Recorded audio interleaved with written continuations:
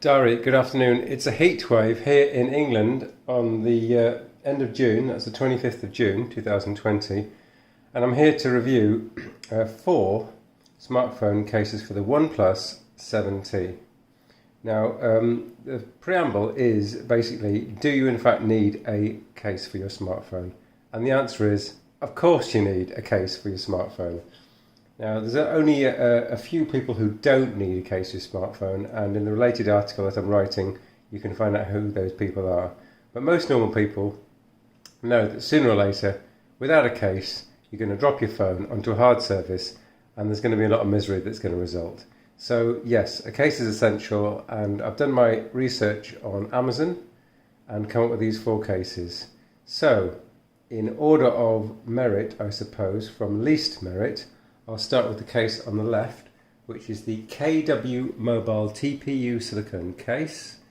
I'm quoting English prices, it's about £8. So, what's good about this case? And unfortunately I can't show you the case fitting to the phone because the video is being made from the phone. Anyway, so it's an £8 case. It's very simple and it's got a furry inside, if you see that here. That's quite nice. It fits well. It's a bit plain. It does come in some other colours, but this is the colour I liked most. But even with this colour, which I do appreciate, it's plain. And I think it makes the phone look a bit boring. But as a case, it's functionally okay. And importantly, the edges here are very stiff. So as I'm about to comment on some of the other cases, to me it's important that the edges are stiff and it fits snugly around the phone. So it passes the edges are stiff situation, and the hole is the right size for the camera.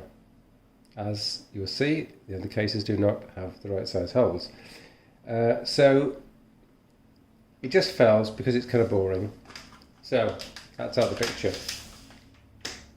Next is a case called the marble clear tempered glass case.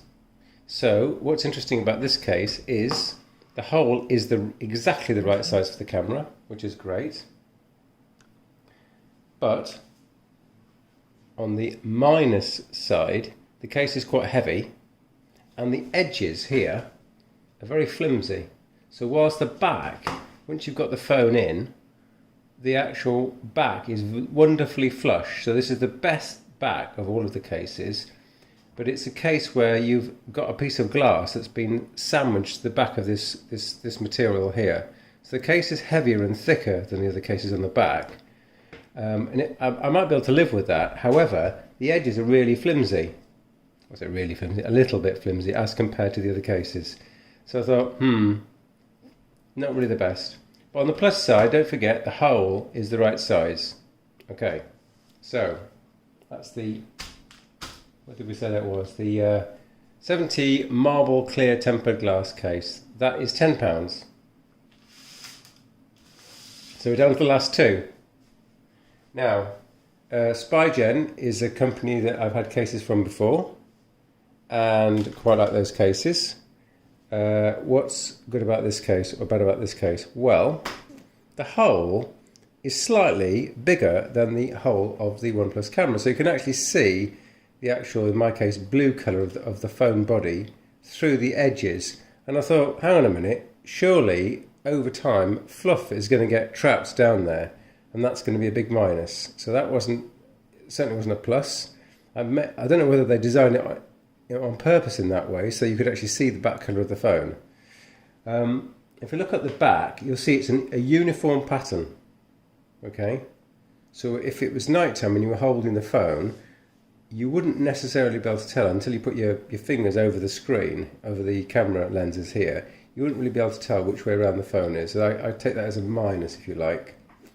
If you look at the edge of the phone case, it's quite clever that where the buttons are here, the volume rocker and the power button, it's actually a bit of material with a cutting. I don't. You probably can't. Yeah, you can probably see here. You can see light through there. That's because it's not just a different piece of moulding. It's because there's actually holes in it. So they've done that so that it's easy to press the buttons. Otherwise, if it's just a single piece of rubber, when you press it, it requires a bit more pressure, and it's just a bit annoying and irritating over time. So that's good design, good design. The back feels very, very solid, and the edges feel really great. Okay, so that I was thinking, yeah, that's going to be the case. Spigen, well-known brand. It's called the Liquid Air case. What's it called? Let's just check the order. It's Spigen Liquid Air, designed for OnePlus 7T case, ergonomic grip, flexible case for OnePlus 7T, black.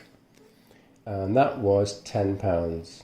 Okay, so that was kind of yeah, I'm going to go with that case, And the last, okay, so that was our number one until I come to the last case, which is the Caseology Vault for OnePlus 7T.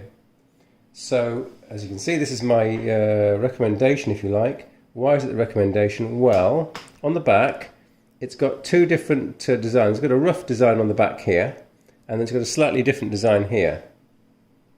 Can't quite see that.